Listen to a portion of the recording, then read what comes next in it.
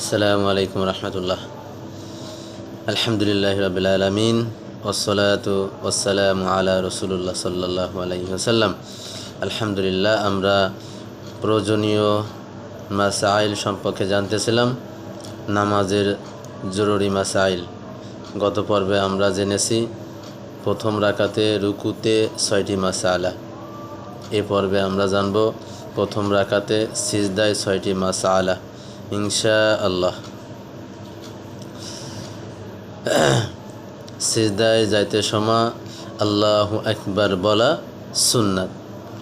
সিজদায় যাওয়ার সময় আল্লাহু আকবার বলা সুন্নাত। সিজদা করা ফরজ। এক নাম্বার হচ্ছে সিজদায় যাওয়ার সময় আল্লাহু আকবার বলা সুন্নাত। 2 নাম্বার হচ্ছে সিজদা করা ফরজ।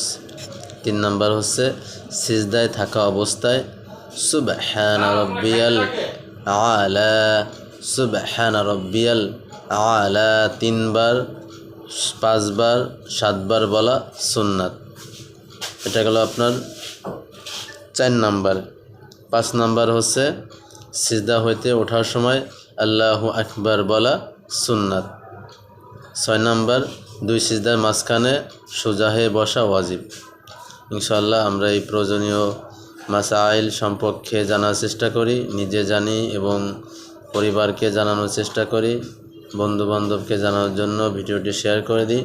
সবাই ভালো থাকবেন। আসসালামু আলাইকুম রহমতুল্লাহ।